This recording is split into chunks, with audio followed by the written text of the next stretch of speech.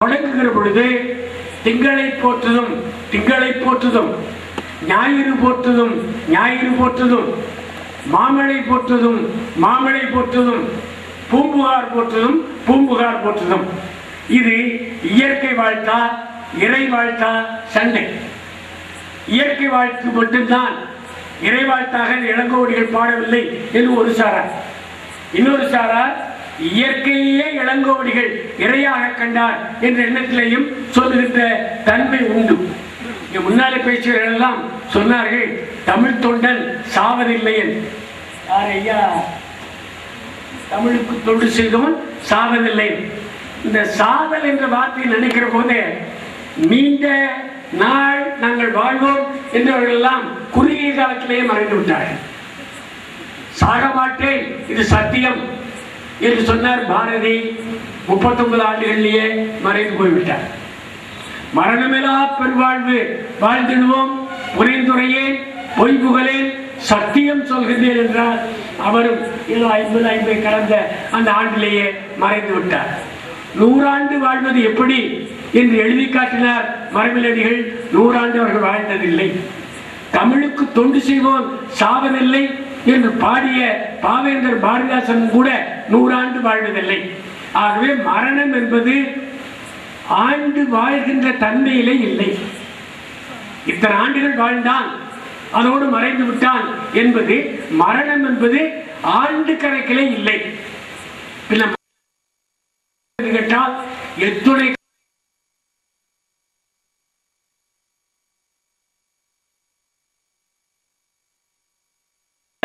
உலகம் உள்ளவரை இவருடைய பெயர்கள் நிலைத்து நிற்கும். அந்த வகையிலே பாரதி பெயர் நிலைத்து நிற்கும், அவன் சாகவில்லை. பாவேந்தர் புகழ் நிலைத்து நிற்கும், அவன் சாகவில்லை. வள்ளலார்களுடைய புகழ் நிலைத்து நிற்கும், அவன் சாகவில்லை. ஆக அந்த வகையிலே சாகா பெருவரம் பெறுகின்ற ஒரு நிகழ்ச்சியாக இதை நடத்தி தமிழனுடைய குறிக்கோளே என்றைக்கும் அவன் சாகவில்லை, மரணம் அடையவில்லை என்று பெருமையை பெற வேண்டும் என்றுதான். நிறைய சொல்ல வேண்டும். காலையில நண்பர் மரபில் அவர்கள் தொட்டார்கள், விட்டுவிட்டார்கள். கணியன் என்றாலே சோதிடன், அந்த சொல்ல பயன்படுத்த மாட்டேங்கிறார். சோதிடன், மகா சோதிடர், சோதிட சக்கரவர்த்தி, கனி என்ற ஒரு சொல்ல இருப்பதையாவது நாம் அறிமுகப்படுத்த வேண்டாமா? சில சொற்களை வாழ்க்கையில அறிமுகப்படுத்தினால் தானே நாம் தமிழனுடைய அந்த பழைய எழுத்த தன்மையை எடுக்க முடியும். யாரையாவது பார்க்கிற போது வயது என்னன்னு கேட்கிறமே தவிர அகவை என்ன என்று கேட்கிறோமா? ஏன் கேட்கக்கூடாது? அகவை என்பது நல்ல அருமையான தமிழ் சொல்லவா என்றெல்லாம் எண்ணி பார்க்கிற அந்த நேரத்தில் 2 கணியர்கள் இருந்திருக்கிறார்கள். ஒரு கணியன் இப்பொழுதெல்லாம் பெரிய மாநாடு நடத்தி அந்த ஒரு வரிக்காக உலகமே பாராட்டுகிறதே, அந்த ஒரு வரிக்குரிய கணியல் பூங்குன்றன். பெரிய பாட்டு பூராவும் தெரியாது, ஒரு வரி மட்டும்தான் தெரியும். இன்னொருவர் ஒரு சித்தர் போல இருக்கிறார். உடுக்கிற ஆடை பத்தி எல்லாம் கவலை இல்லாம வெறும் சாக்கு எடுத்து சுத்திட்டு போறோம். அந்த மாதிரி பல பேரை நீங்க வீதிகளில் பார்க்கலாம். சித்தர்களுடைய வாழ்க்கை தான் அது போன்று இருக்கக்கூடிய வாழ்க்கை. அப்படி சாக்கனி உடையாக அணிந்த பக்குடுக்கை நன்கடியா சோதிட சக்கரவர்த்தி, சாக்கு துணியை அணிந்திருந்த சோதிட சக்கரவர்த்தி, நீ வாழ்க்கையை எப்படி வாழ வேண்டும் என்ற இந்த ஒரு பாட்டு தெரிந்தால் போதும்.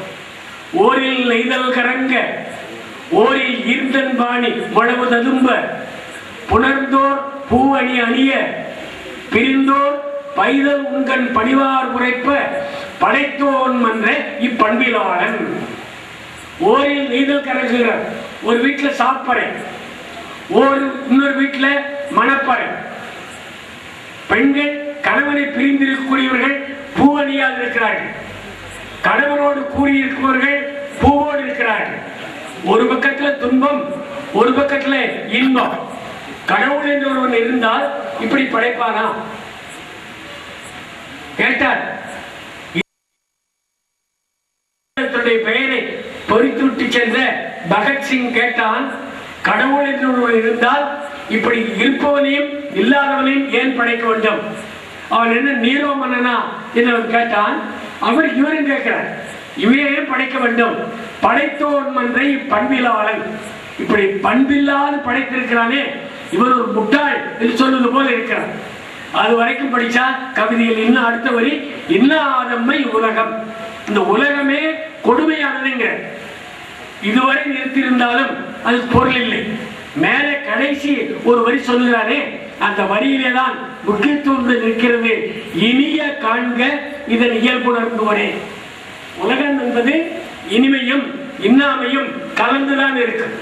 அந்த இன்னாமை வந்த போது இன்னாமையிலேயே நீ சரிந்து விடாமல் அல்லது அழிந்து விடாமல், அதை பற்றியே நீ மூழ்கி விடாமல், அந்த இன்னாமையை கூட இனியதாக மாற்றுகின்ற பண்பினை நீ பெற்றுக்கொள்ள வேண்டும் என்று மக்களுக்கு அறிவுரை சொன்ன புலவன் தமிழ்நாட்டில் தோன்றிய புலவன் தான்